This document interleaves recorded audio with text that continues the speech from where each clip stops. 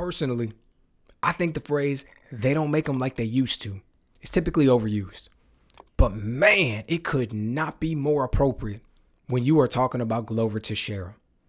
From everything this man went through, from early on in his career being Chuck Liddell's sparring partner, to missing out on a lot of his early years in the UFC due to having these visa issues and not being able to come over to the U.S. Finally, eventually, he's able to get over here. He's past his prime. He makes a run, gets a shot at the belt. John Jones just puts it on him. It would have been so easy at that point to just disappear, kind of become a gatekeeper, fade into the background a little bit. 34, 35 years old, already collected a few paydays. But that is just not Glover Teixeira. Keeps at it, racks off a few wins, just gets two nasty knockout losses at the hands of Alexander Gustafsson and Anthony Johnson. Man, Rumble particularly. He went out there and he knocked him into next week. But Glover Teixeira, he doesn't know how to quit. The man has zero quit in him. Gets up, puts it together, true fighting spirit, finds his way to the title. Before it is all said and done, this man was able to say that he was the UFC light heavyweight championship. Went out there against young, hungry lions, challenged them, was able to get some wins. And tonight, he found himself with the opportunity to potentially win the belt again. Now, he was up against an absolute monster tonight in Jamahal Hill, who was having none of it. By the time it was all said and done, Hill was up 50-44 on all three judges' scorecards. Glover's face was leaking all over the place, cut up worse than I've ever seen it. What a performance. Going into this one, it was easy to say if it stays on the feet, Jamahal Hill's going to have the advantage. But if this goes to the ground, that's where Glover's going to have a chance. We've seen what he's been able to do to people with his jiu-jitsu. Absolutely top level. We've seen his takedowns progress as time went on. And we saw what Paul Craig was able to do to Jamahal Hill. It was easy to think that this was going to be a much more classical matchup of the stand-up guy versus a ground guy. But when it was all said and done, Glover didn't have much chance on the ground. And even when he did, Jamahal Hill was able to pretty much stay out of any trouble. This one starts out, we see right away, Glover immediately is going for the takedown. He's not able to secure it. By the end of the first round, we had already seen so much. Jamahal Hill was able to completely shut out Glover on his takedowns, had him 0 for 7.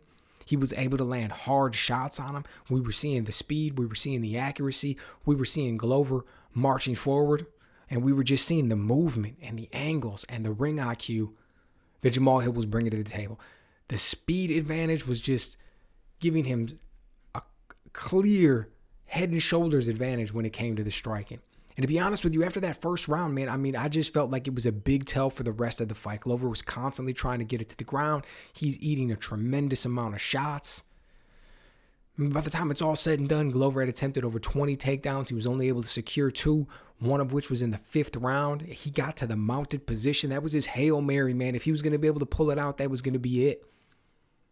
And Hill was able to sweep him and end up getting back to his feet. But in the meantime, 2nd round, 3rd round, 4th round, I can't believe the amount of punishment that Glover was able to take.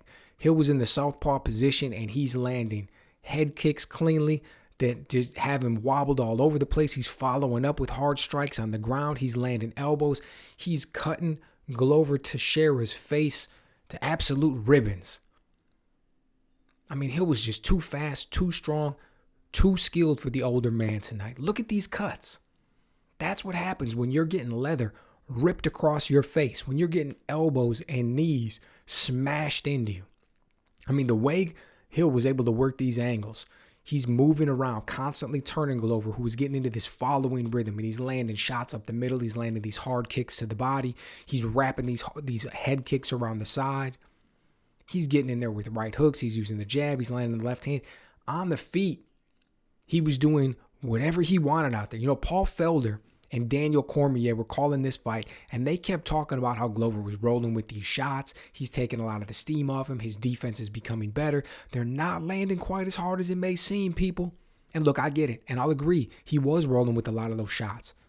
But you don't get cuts like that from rolling all the steam off, man. And at the end of the day, Glover Teixeira was blocking a lot of those punches with his face, and you could tell. I still can't believe that he was able to stand up to all that. He looked like he got finished 3 or 4 different times at certain points throughout that fight.